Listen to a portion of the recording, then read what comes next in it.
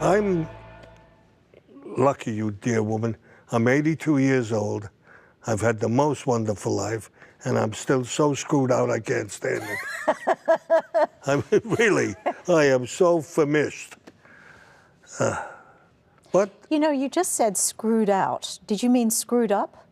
screwed up, yes. I'm still fighting my demons. Because screwed out could mean something completely different. Perhaps it was, yes. I'm going into an area I shouldn't. Give me 5. I don't want to go anywhere. You know, that's the way it goes. Well, of course, fame, that's guaranteed to arrest anyone's development in the field of relationships generally. Yes. For example, when you met Janet Leigh and wanted to marry her, the studios were against it. I mean, Right. they were pretty much controlling your lives. Right. That's true. But when I started going with Janet, I proclaimed almost to the press that I loved her and I wanted to marry her. Shoot bullets through me. Let me hear all the problems I'm going to have. I'll take care of it. So it became a very public experience. How else could it not? Well, I suppose that must have been particularly painful for you because it repeated your early experience Yes. of being Jewish in a predominantly Yes, German all neighborhood. Of those, Yes. all of those elements. On the other hand, that early experience had prepared you to know that you could survive it. Yes.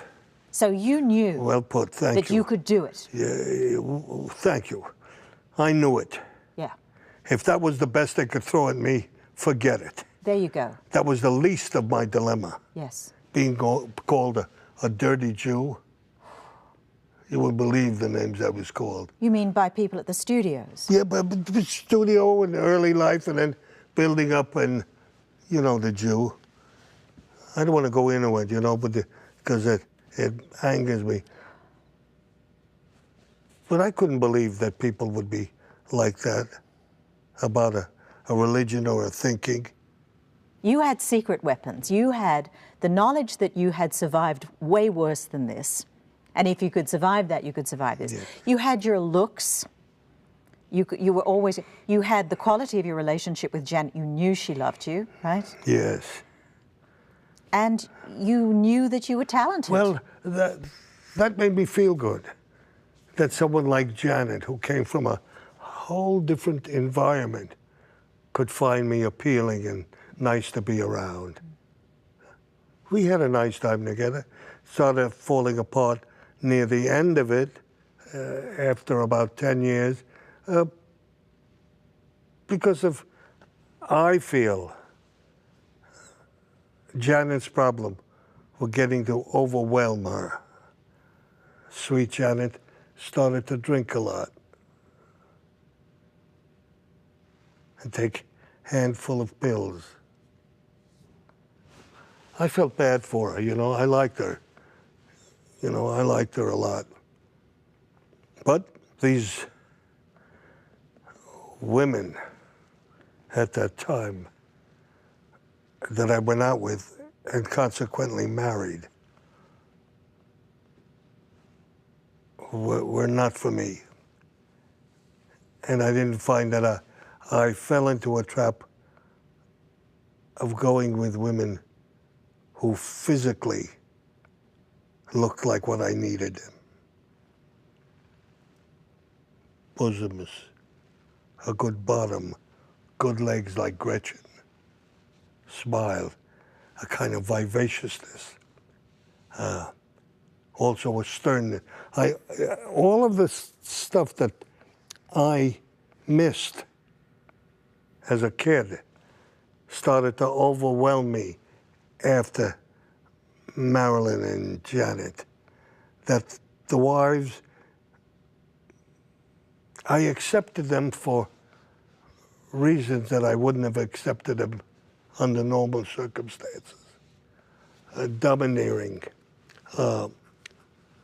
changing my lifestyle.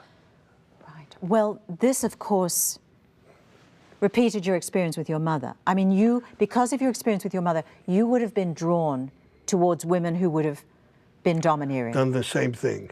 And they did. They did.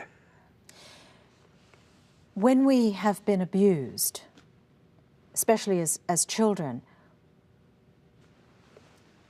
we very often don't understand it as abuse. It seems normal to us. Yes. And most importantly, it becomes familiar. So what we seek in relationships afterwards is the familiarity, which is very often a similar kind of abuse, until we heal from that. And it wasn't until perhaps it took you most of your life to heal from this, to heal from the abuse of your mother, that you eventually have found somebody who's not like that. But it takes us a long time, Tony, and with each one we. Well put. It answers a lot of questions to me. But by the same token, I'm still searching. I want to clean the slate, Yeah. I want to be the best and the biggest guy that ever came down the pike. Have you reached a point in your life where you feel you finally deserve to be happy? I do. I do. I've put up with a lot. Quite right. I've put up with a lot. Among the things that you put up with, I mean, it is extraordinary to me that you allowed your mother to come out to Hollywood at a time when it was very hard for you to deal with that. You let her bring Bobby, expecting you to become the head of the family and take care of Bobby. Right. Trying to, having publicity shots created of him and trying to get you to talk to casting people and studio heads to get them to put your schizophrenic brother into movies. Allowing her to traipse around Hollywood being one of the Hollywood mothers. Hanging out with who? Gary Cooper's mother. Gary Cooper's mother. See, I didn't know that about my mother. What I didn't know you know that her background was such that what she needed to complete it was to be in a club with Gary Cooper's mother. Did it complete her life? Not at all. How did it affect her? Her behavior was very ferocious. She never took pleasure in anything that happened. And she began to see that I understood what she was doing. And she said to me, "I'm so sorry I used to beat you up and slap you around. Forgive me." This was when I was doing movies. She was constantly trying to find if she could obliterate the pain and anger that she created in me and in herself. Well, was it at all meaningful that she did apologize? Did that help you in any way? Not at all. Oh, it didn't? Well, as you said, she herself had been so ill-treated. Yes, that poor woman's life was wasted. All those years of hatred and anger, and she heaped it on another person. Yeah. I mean, I don't care how smart I am. Getting slapped in the face and hit with objects certainly didn't help me say, "Take it easy, kid. She's hitting you because she's hitting someone else." Correct. That was just something that you came to understand later on as an adult, but at the time it was very hard. The positive side of it, if there is one, is that when you began to experience the kinds of hardships, the pressures, the pressure of stardom, the abuse, the discrimination that you experienced later on in Hollywood, you'd been there before. It was familiar to you. Yeah. In a warped sort of a way, it made it possible for you to survive some of those things better than most.